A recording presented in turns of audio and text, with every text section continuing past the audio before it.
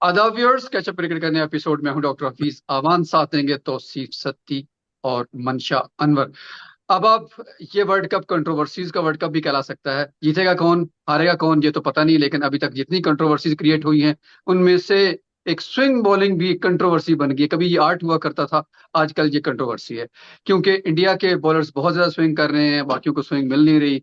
बल्कि कुछ एंकर्स तो ये भी कह रहे हैं कि उनके तो ऑफ ब्रेक भी स्विंग कर रहे हैं। जो कि काफी मजे का खेज बात है। लेकिन बहरहाल हम वापस आते हैं अपने टॉपिक पे, वो है कि जो साइंस है, स्विंग बॉलिंग का जो आर्ट है, इसके पीछे साइंस है, वो कैसे वर्क करती है, क्योंकि मुझे समझ नहीं आती। मैंने बहुत सारे लोगों को सुना, बड़े पुराने जबरदस्त जो मतलब टॉप बॉलर्स रहे हैं वर्ल्ड में, जिनका नाम है, वो भी जब बात करते हैं वो दूसरे की बात से कंट्राडिक्ट सी करती नजर आती है। वो कलाई का इस्तेमाल है, वो एंगल है, ये है, उसको शेप करना है बॉल को, ये बहुत सी इसमें टर्मिनोलॉजी यूज होती है। लेकिन एट द एंड कोई भी नाजर या जो सामे है, वो उसमें से कंक्लूजन नहीं निकाल सकता कि what I should do to swing a ball. क्या ये डिफरेंट डिफरेंट होता है, या सारे मतलब कोई एक खास फार्मूला है जिसको पकड़ के आप स्विंग करना शुरू कर देते हैं बॉल को? जी। और क्या उसके लिए दोनों टीमों के पास एक ही जैसी बॉल होनी चाहिए या डिफरेंट बॉलिंग होनी चाहिए? अच्छा डॉक्टर साहब, बहुत शुक्रिया। अच्छा, उसमें ये है डॉक्टर साहब कि नया गेंद और पुराना गेंद में डिफरेंट है।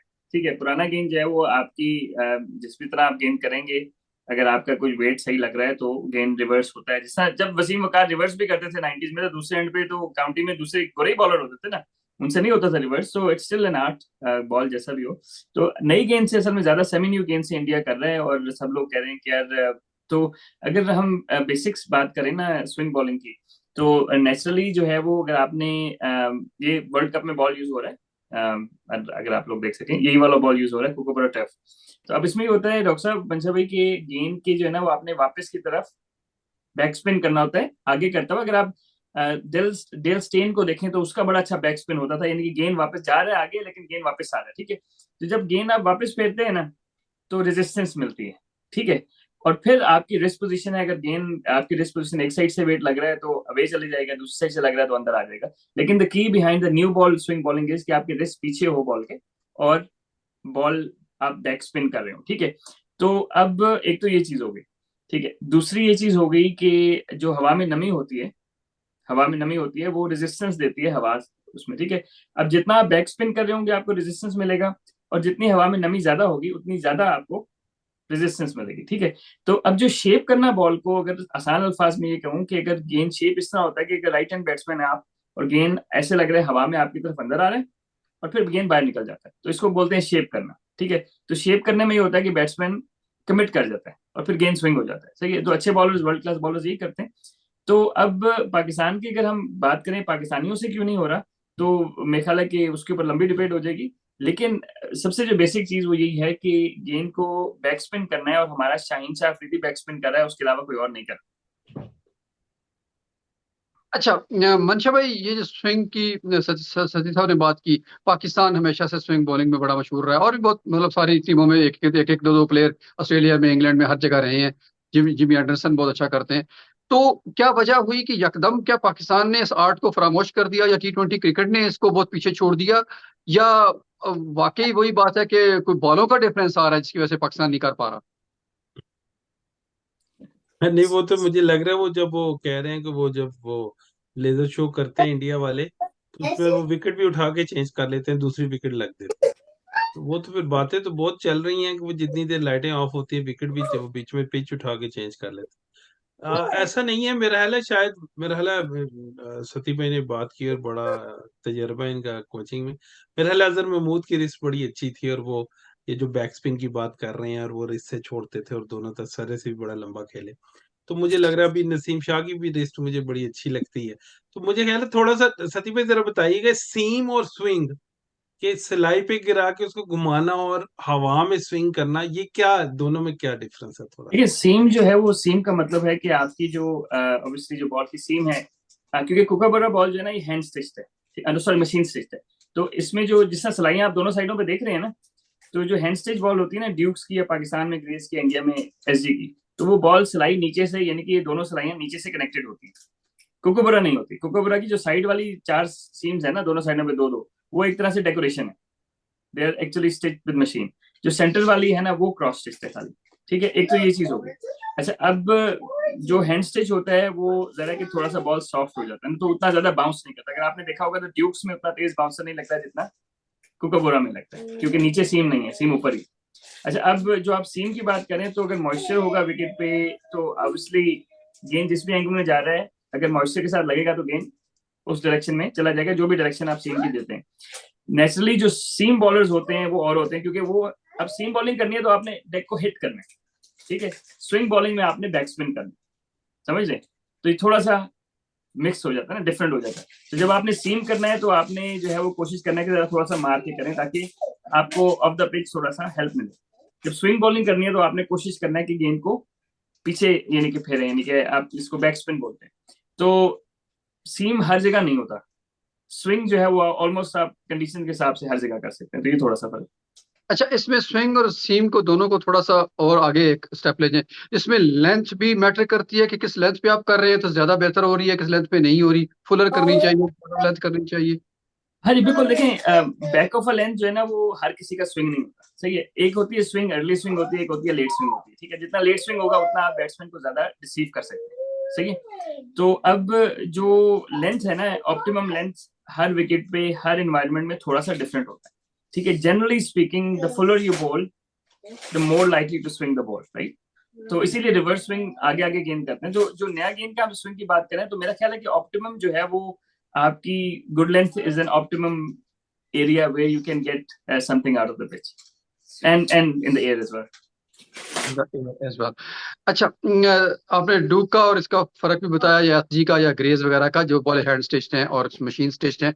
इसमें क्या यही बॉल है जब मतलब जैसे ड्यूक की बॉल है तो वो इंग्लिश कंडीशन में बेहतरीन स्विंग करती है, हमने देखा है। कोकाबुरा वहां नहीं स्विंग करती, उसकी शायद वजह आपने बताई थी कि वो डबल कोटिंग होती है इसकी, और उसको उसको करने के लिए फिर सीम भी इसके अंदर होती है, तो थोड़ा ज्यादा ज्यादा आर्ट चाहिए उसको स्विंग करने के लिए। तो क्या ये डोमेस्टिक लेवल पे ये नीचे से जो प्लेयर आ रहे होते हैं तो वो वहां डिफरेंट बॉलें यूज करते हैं, जब आते हैं इंटरनेशनल में तो समहाउ वो उस कैलिबर के नजर नहीं आते? क्या ये बॉल का डिफरेंस होता है, या मतलब कि उनका स्किल सेट उतना अच्छा नहीं होता due to using by different balls? देखिए, मेरा ख्याल है कि पाकिस्तान का सिलेक्शन क्राइटेरिया ही गलत होता है। हम देखते हैं किसने 150 गेंद कर ली, 145 कर ली, पकड़ के ले, सही है।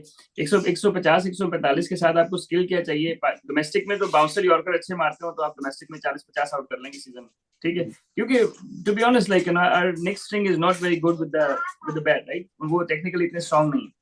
तो सिमिलरली अगर हम क्या कहते हैं स्विंग बॉलर्स देखें तो Mohammad Abbas is a very good swing bowler, या ठीक है। उसने फ्लैट विकेट्स पे भी आउट किए। आसिफ वॉजन कोई किधर, उसने भी फ्लैट विकेट्स पे आउट किए। तो बेसिकली जो है ना वो हम लोगों के सिलेक्शन क्राइटेरिया जो है ना वो सही नहीं रहे, जिसकी वजह से हमने इतने स्विंग बॉलर्स देखने को नहीं मिले। अदरवाइज मेरा ख्याल है कि पाकिस्तान में you can get half a dozen swing bowlers who can actually swing the ball both ways. ठीक है। अच्छा मंशा भाई, आपकी तरफ आता हूँ। ये स्विंग के साथ हम रिवर्स स्विंग को भी शामिल कर लेते हैं, क्योंकि बहुत सारी टर्मिनोलॉजी यूज होती है अभी, और भी बहुत सारी है जो हम लेटर इंशाल्लाह एपिसोड में करेंगे किसी दिन। सिर्फ टर्मिनोलॉजी पे प्रोग्राम करने की कोशिश करेंगे कि ये होती क्या है। ड्रिफ्ट हो रही है बॉल, वो रॉन्ग वन है, आर्मर है, मतलब हर एक आर्ट है, हर एक कोई लेग स्पिन है तो लेफ्ट आर्मर है, ऑफ ब्रेक है, तो उसकी सारी टर्मिनोलॉजी हम इंशाल्लाह कोशिश करेंगे कि नाज़रीन तक पहुंचा सके। फिलहाल हम बात कर रहे हैं चूंकि पेसर्स की, तो उसी पे हम रिवर्स स्विंग पे आ जाते हैं। मंशा भाई, डू यू नो कि what is the science behind this whole swing and as well as the reverse swing? ये कैसे होता क्या है एक्चुअली? बहुत सारे लोग कहते हैं ये रिवर्स स्विंग हो रही है, तो एक्चुअली वो बॉल क्या कर रहा होता है उस वक्त की जिसको रिवर्स स्विंग बोलते हैं हम? हाँ बिल्कुल, सतीश भाई के हाथ में बॉल है। एक साइड जैसे ही भारी हो जाए और एक चीज हल्की हो जाए, कोई भी बॉल है, हम टेप बॉल खेल रहे हैं, कोई इसी भी बॉल से खेल रहे हैं, जिसकी एक साइड भारी हो जाएगी, यकीनन हवा जब उसको हम देंगे, बॉल को आगे करेंगे। जिस हम्म, तरह सती भाई ने कहा ना कि साइंस तो है लेकिन आर्ट है। कई हम्म, लोगों को बॉल दे भी जाए तब भी वो रिवर्स नहीं कर पाते। तो क्या है, उसको आपने एयर देनी है, आपने आगे करना है, आगे करेंगे उसको एयर देंगे। जिस तरफ बॉल भारी होगा उस तरफ को बॉल चला जाएगा। जब हम शाइन कर रहे हैं और सारे फील्डर एक दूसरे को पकड़ा के एक बॉलर के पास पहुंच रही है, एक ही साइड से अपने शाइन कर रहे हैं, एक ही तरफ शाइन कर रहे हैं, दूसरी साइड को रफ अप होने दे रहे हैं, रफ अप होने दे रहे हैं, को बॉल उस कंडीशन में ले आते हैं कि जहां से वो रिवर्स की आप मर्जी से कर ले, लेकिन वो करना आता होगा तो ही है। तो फिर पहले लोग इसी पे काफी देर रहे कि ये जो है वसीम और वकार शायद कर रहे हैं, और लेकिन बात यह है कि वो भी लोग समझते थे कि वो बॉल को जल्दी खराब कर लेते हैं। इस पे बहस हो सकती है कि आप कोई बॉटल का कैन मान लें, इमरान खान ने भी कहा कि वो हम्म। बॉटल के कैन से भी खराब करके बॉल कितनी जल्दी आप उसको खराब कर लेते हैं कि वो रिवर्स होना शुरू हो जाए। और आप नेचुरल तरीके से उसको खराब करते हैं, यानी कि रफ हो रही है, आप थ्रो मारे, टप्पे से थ्रो मारे हैं और एक तरफ से शाइन करते जा रहे हैं, तो 30-40 ओवर के बाद बॉल उस कंडीशन में आप ले आते हैं, तैयार कर लेते हैं कि रिवर्स हो। बहस वहां पे सारी थी कि उसको इलीगल तरीके से आप जल्दी खराब करके, कोई जेब में रेगमाल रखा हुआ है मार के डोमेस्टिक क्रिकेट में, तो उसको एक तरह से जल्दी आप खराब कर लें ताकि उस पोजीशन में ले आए कि वो रिवर्स हो रही है। तो अच्छा यहाँ पे बात होगी। अच्छा, हाँ जी। खैर थोड़ा और इसको प्लीज दोनों में से जो भी लेना चाहे, कि एक्चुअली बॉल के साथ मेरा सवाल यह था कि होता क्या है, रिवर्स स्विंग उसको क्यों कहते हैं बाकी स्विंग की निस्बत, वो what is the difference between swing, reverse swing, ये सवाल है। मैं अगर आंसर करूं, अच्छा, जी जी। जो अरे मंशा भाई से थोड़ा सा डिसएग्री करूंगा, या मैं इसे और एस्पेक्ट से बात करूंगा। तो डॉक्टर साहब, हम्म जो कन्वेंशनल स्विंग है ना, कन्वेंशनल स्विंग ये होती है कि जिस साइड पे बॉल भारी है ना, ठीक है, हम्म उस साइड पे स्विंग होता है। तो जो ट्रेडिशनल ये होता था कि एक साइड थोड़ी सी रफ हो गई, तो जब हवा रफ साइड से गुजरती है ना, सही हम्म, है, तो रेजिस्टेंस मिलती है, या ठीक है, तो वो फिर बॉल उस साइड पे चला जाता है। तो इसको ठीक बोलते हैं कन्वेंशनल स्विंग, ठीक है। ठीक है। तो यानी कि जिस साइड पे बॉल थोड़ा सा रफ हो गया, तो हवा ने उधर रोका और गेंद उस तरफ चला गया। अच्छा, अब रिवर्स स्विंग क्या है कि जब जो डिफरेंस दोनों साइडों का एक हाथ से ज्यादा बढ़ जाए, तो जो शाइन है, अब फॉर एग्जांपल रिवर्सल नेचुरली लोग क्या करते हैं कि जो शाइन है वो फॉर एग्जांपल अंदर है ना, अगर अगर मेरे साइड पे अंदर है, ठीक है, तो कन्वेंशनल स्विंग ऑपोजिट जाएगी। तो ट्रेडिशनली होता था कि जी नॉन स्ट्राइकर बंदा जो है ना, वो बता देता था दूसरे को, जी शाइन इस तरफ है, बल्ला ये हाथ रखे, और आपने उस हिसाब से, अंग्रेज इस तरह खेलते थे पहले ना। तो अब ये हो गया, जब रिवर्स स्विंग आई, तो basically reverse reverse swing means the ball is swinging with the shine, with the shine, okay. With the shine, ठीक है। और विद द शाइन तब रिवर्स, उसके लिए जो कलाई की पोजीशन है ना, वो डिफरेंट है, रिवर्स स्विंग के लिए थोड़ी सी डिफरेंट है। यानी कि रिवर्स स्विंग की जो ग्रिप है, it's almost like for most of the bowlers, almost like if they are bowling out swing, ठीक है। ठीक है। तो वो आउट स्विंग की ग्रिप है, और सीम भी उसी तरफ होती है, लेकिन गेंद इस साइड पे शाइन है ना, तो गेंद इस साइड पे फास्ट, हवा जल्दी गुजर जाती है, बिल्कुल या सेम बात मैंने और समझ वो में की कि जो हैवी बॉल है जी रिवर्स उस तरफ हो जाएगी, जो कन्वेंशनल तो वैसे दूसरी तरफ जाती है, जी लेकिन जी, जिस तरफ पे शाइन होगा जिसको हम साफ कर रहे हैं जो हैवी उस तरफ चली जाए सही रिवर्स सही में। सही। हाँ, उसमें स्मूथनेस आ जाती है, हाँ बेसिकली जो शाइनी साइड है उसमें स्मूथनेस आ जाती है। और वो साइड हल्की होती है दूसरी साइड से, कि दूसरी साइड पे जो है ना वो थोड़ा सा रफनेस होती है ना, तो जिसकी वजह से वो रेजिस्टेंस मिलती है। लेकिन जब रिवर्स होती है, तो रिवर्स शाइन के साथ होती है, और कन्वेंशनल स्विंग शाइन के अगेंस्ट होती है। तो okay. That is the difference. Okay. और अच्छा, अब कलाई की पोजीशन पर आ जाते हैं, क्विकली हम इसको वाइंड अप भी करते हैं इस एपिसोड को। वो ये कि मैं वसीम और वकार दोनों की बात सुन रहा था बगौर, अगेन मेरे समझ से खैर वो बाला थी, कि उन दोनों की जो रिस्ट पोजीशन है और पकड़ने का और उंगली रखने का, ये जो छोटी वाली फिंगर है इसको रखने का, बिल्कुल डिफरेंट था एक दूसरे से। तो उन दोनों का कहना भी यही था कि ये जरूरी नहीं कि जिस तरह से मैं कर रहा हूं आप भी इसी तरह ही करें। हर एक अपने हिसाब के साथ, वक्त के साथ, सीखने के साथ साथ, तजर्बे के साथ उसको चेंज करता रहता है और अपनी एडजस्टमेंट के साथ उसको करता है। तो so is it any particular way, अगर न्यू बॉलर्स हैं तो उसको कैसे मतलब उसके कलाई की पोजीशन क्या होनी चाहिए और सीम की पोजीशन क्या होनी चाहिए जब वो कन्वेंशनल स्विंग करता है? अच्छा डॉक्टर साहब, एक तो ये जो ज्यादा वकायूनस कोकोबरा से एक्सट्रीमली अनसक्सेसफुल रहे हैं, ठीक है। जी। कोकोबरा बॉल स्विंग करना आसान नहीं है। वकायूनस was very lucky that he played lot of cricket with hand stitch balls, क्योंकि हैंड स्टिच बॉल में नेचुरल वेरिएंस ज्यादा है, रिवर्स स्विंग ज्यादा हो जाती है। तो ये जो कोकोबरा बॉल है, Wasim Akram had some success with it, but not as much as he success he had with the दूसरे जो बॉल है, ठीक है। तो अब जो आप बात कर रहे हैं कलाई की, तो जिस तरह हमारा मोहम्मद वसीम है ना, फास्ट बॉलर, हम्म, उसका कलाई यूं जा रही है तिरछी। अब तिरछी कलाई से ना शेप नहीं हो सकता बॉल, ठीक है। एंगल हो सकता है, शेप नहीं हो सकता। मतलब ये भी शेप, अगर बॉल, अगर हम स्विंग की बात करें डॉक्टर साहब, तो अगर कोई यंग सुनने वाले हैं, तो बेसिकली सबसे बेहतर ये है कि आप बॉल को शेप करें, ठीक है। शेप का मतलब, जिस तरह शामी इंडियन बॉलर्स अभी शेप कर रहे हैं, शेप का मतलब है कि गेंद अंदर आता है हवा में, फिर बाहर निकलता है, बाहर जाता है और फिर अंदर आता है। तो वो बैट्समैन के लिए बड़ा मुश्किल हो जाता है खेलना ना, समझ रहे हैं? तो शेप के लिए आपकी कलाई पीछे होनी चाहिए, आपने जिस भी तरह बॉल पकड़ा हो, सीम जिधर भी हो, दैट्स इररिलेवेंट। आपकी कलाई जो है ना, हाथ आपका, मोहम्मद आसिफ अगर आप देखें तो उनकी यही स्किल थी, कि उसकी रिस्ट पोजीशन बड़ी जबरदस्त थी, और फिर वहीं से वो दोनों तरफ करता था। अच्छा, एक और बड़ा मजे का क्वेश्चन है कि मैंने डोमेस्टिक लेवल पे देखा कि एक हमारे प्लेयर थे, तो वो क्या करते थे कि चूंकि डोमेस्टिक में इतना होता नहीं, अपनी अपनी बॉलें लेके आते हैं, मतलब डोमेस्टिक से मुराद फर्स्ट क्लास नहीं, जो क्लब क्रिकेट की बात मैं करूं अगर, तो उसमें वो बॉलें अपनी अपनी लेके आते हैं या एक क्लब दोनों बॉलें ले आता है। तो वो क्या करते थे कि पूरा घंटा पहले आके ना, तो बॉल को ऐसे पकड़ के तो वो रख देते थे, ऐसे करके नीचे कोई चीज रख देनी उसकी, एक साइड पे साया रहे, तो एक साइड उसकी पूरी सन की तरफ रहे, वो आधा पौना घंटा उसमें पड़ी रहती थी। तो उससे क्या होता है कि वो उनका कहना था, मतलब मुझे नहीं पता, कि वो बॉल बड़ी अच्छी शेप होती है, बॉल अंदर की तरफ डिप करती है, लाइक दैट। तो आपको एक्सप्लेन कर सकते हैं कि वो क्या साइंस है उसके पीछे, या इससे फर्क पड़ता है क्या? अच्छा, मैं आपस की बात है, मैं खुद करता रहा हूँ, सही है। ये और टेम्परिंग में इससे, भी आता था सर? ये नहीं नहीं, टेम्परिंग में आता है डॉक्टर साहब, जरा और देखिए अपनी इससे वीडियो। टेम्परिंग। इससे बिल्कुल फर्क पड़ता है, लेकिन इससे जो है ना, वो जो हैंड स्टिच बॉल्स है ना, उनको ज्यादा फर्क पड़ता है। मैं उसके रीजन बताऊंगा कि वो जो बॉल है ना, बेसिकली नीचे जो भी आपका उसको लेकर बॉल ने जो भी पेंट है, जो भी बॉल लगा ना, लगाते हैं, ठीक है। तो जब आखिरी कोट करते हैं ना, तो अंदर से बॉल गीला होता है। गीला मीन्स के अंदर से बॉल ड्राई नहीं होता। तो हम क्या करते थे कि एक स्टैंड सा बना के एक साइड पे ड्राई रख के, तो दूसरी साइड से उसको, तो उससे ये होता था कि बॉल जो है ना, वो उसका एक साइड थोड़ा सा ज्यादा ड्राई होता था, दूसरी साइड से हम्म। अगेन उसमें वाइडर भी बड़ी हो सकती है, सही है। तो in the end you need a skill set. लेकिन बल्कि उस हाँ जी उससे जी। फर्क पड़ता है, नो डाउट। उससे आप कोई भी बॉल जो है ना, वो एक दो दिन एक साइड से उसको हीट लगा दें, सन लगा दें, दूसरी साइड टिश्यू से कवर करके रखें, डेफिनेटली बैलेंस खराब हो जाता है थोड़ा सा, और उससे फर्क ओके। पड़ता कहीं ऐसा तो नहीं कि इंडिया वाले वही कर रहे हो कि उनको धूप जरा लगवा देते हो, जब बाद में बॉलिंग है तो बॉल तो अपने पहले पिक कर लिया, तो उसको पूरी इनिंग 3 घंटों के लिए धूप में रख दें, या कहीं हीटर के पास रख दें? है।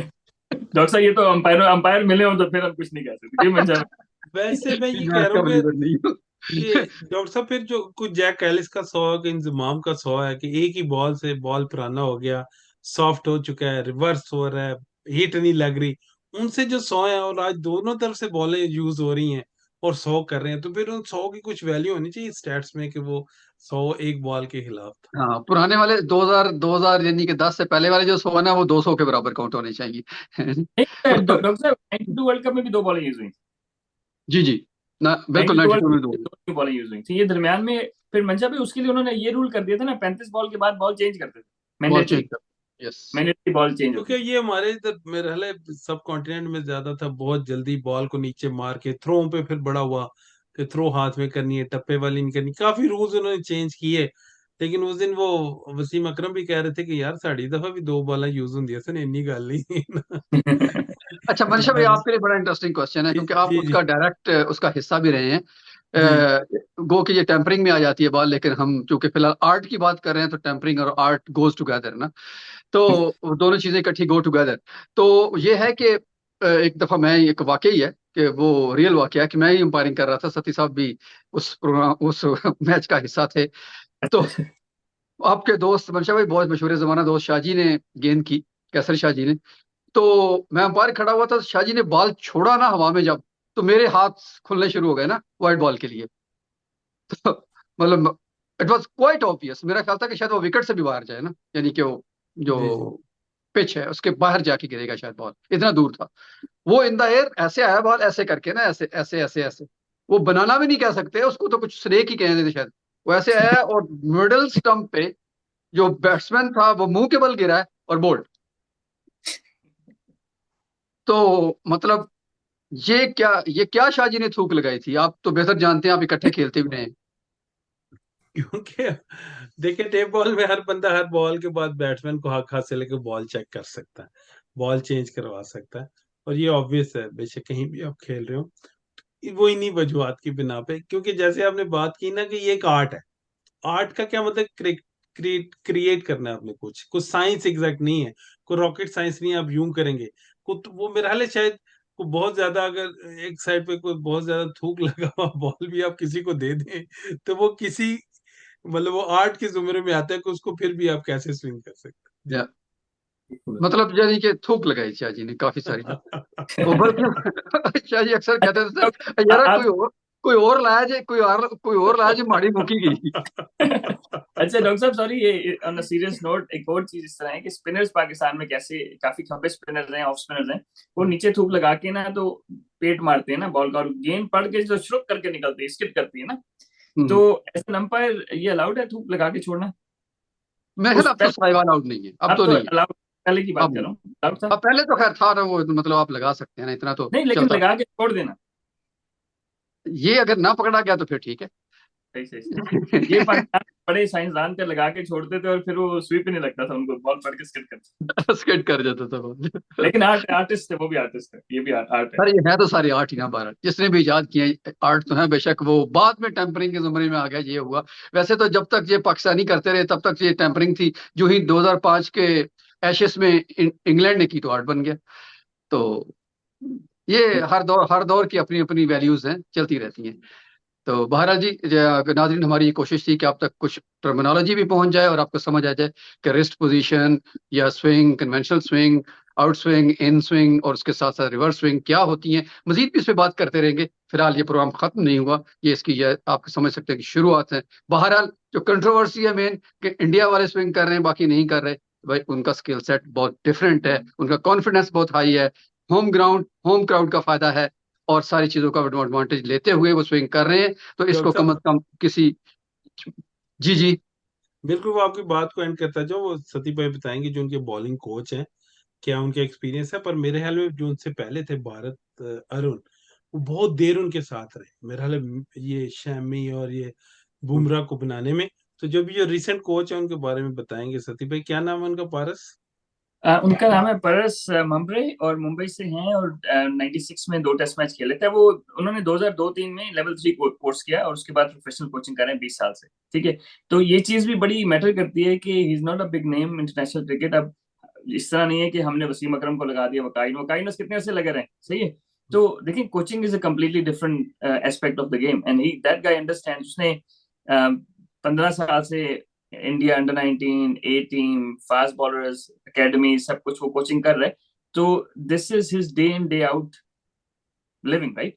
सो व्हाट हैपेंस देयर इज कि इस तरह के लोग जो है ना, वो विकेट को बेहतर रीड करते हैं, इस विकेट पे कौन सा लेंथ करना है, स्विंग हो रहा है तो कौन सा लेंथ करना है, स्विंग नहीं हो रहा तो कौन सा लेंथ करना है, क्रॉस सीम कब करना है, ये सब ये बॉलर्स को प्लान बना के देते हैं।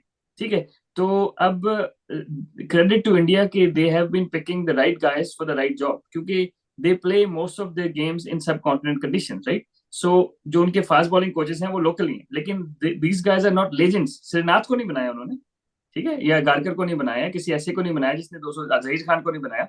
उन्होंने ऐसे बंदों को बनाया जिनको कोचिंग आती है, कोचिंग। समझ रहे हैं?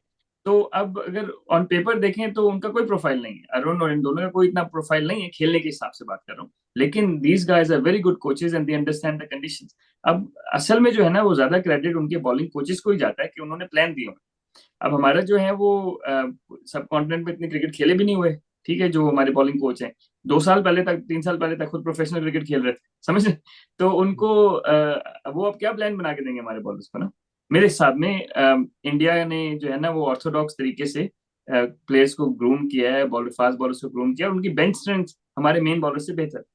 तो क्रेडिट टू इंडिया, स्किल अपनी जगह, और बाकी जो प्लानिंग है ना उनकी, that is top notch as well. ठीक है, मुझे आप कुछ ऐड करना चाहेंगे? अब मैं बिल्कुल सती भाई की बात से एग्री करूंगा कि मतलब वो जो कोचीज हैं, अभी मेरे ख्याल है कुछ रोला है कि वो जो कोचीज को डिफेंड करना, वो जो उसको आपने जज करना है ना, वो मतलब यकीनन ये एक हमारा अलग प्रोग्राम है कि लोग लगे हुए हैं कि बाबर आजम को हटा दें, बेशक वो कह रहे हैं कि शायद पीएसएल की टीम पीछे लगी हुई है। तो मतलब वो कैसे इमरान खान, क्या मिसबा को उन्होंने कोच बनाया, कप्तान बना दिया। कोच कम कप्तान, मतलब सिलेक्शन कमेटी का भी हिस्से थे, कप्तान पावर देने की कोशिश की कि शायद इमरान खान के पास जैसी पावर्स थी वो किसी को देंगे तो वो ही कर देगा जो इमरान खान ने किया। लेकिन वो वे एक लेजेंड है, और एक सदियों में ऐसा एक क्रिकेटर पैदा होता है। तो वो जो वही काम हम बाबर से करवाना चाह रहे हैं कि सारी उनको जो भी सिलेक्शन कमेटी आती है कहती है हम फुल सपोर्ट दे रहे हैं। फुल सपोर्ट देने से ये मकसद नहीं है कि आप वो रिजल्ट ले लेंगे जो किंग खान ने लिए। उनकी एक नजर थी प्लेयर को पिक करना, प्लेयर बनाना। जो सती भाई ने बात की कि जो कोच का काम है कि उसको कोचिंग देना, कि प्लेयर बनाना, कि आप पहले ये कहा कि खुद ही एक लेजेंड है और वो बताएं कि मैं ऐसे करता था। ऐसी बात नहीं है, आपने उनको सिखाना है, बताने के कैसे होता है। ठीक है नाजरीन, कोशिश करेंगे कि इस एपिसोड को मजीद आगे लेके चलें और ये टू बी कंटिन्यूड है, और बहुत सारी टर्मिनोलॉजी प्लस क्रिकेट के कुछ और एस्पेक्ट्स आपके सामने लेके आएंगे, टेक्निकली कोचिंग के पॉइंट ऑफ व्यू से, हिसाब से वंशा भाई दोनों से पूछेंगे। इंशाल्लाह हाजिर होते हैं अगले एपिसोड में, तब तक के लिए अल्लाह हाफिज़। अल्लाह हाफिज।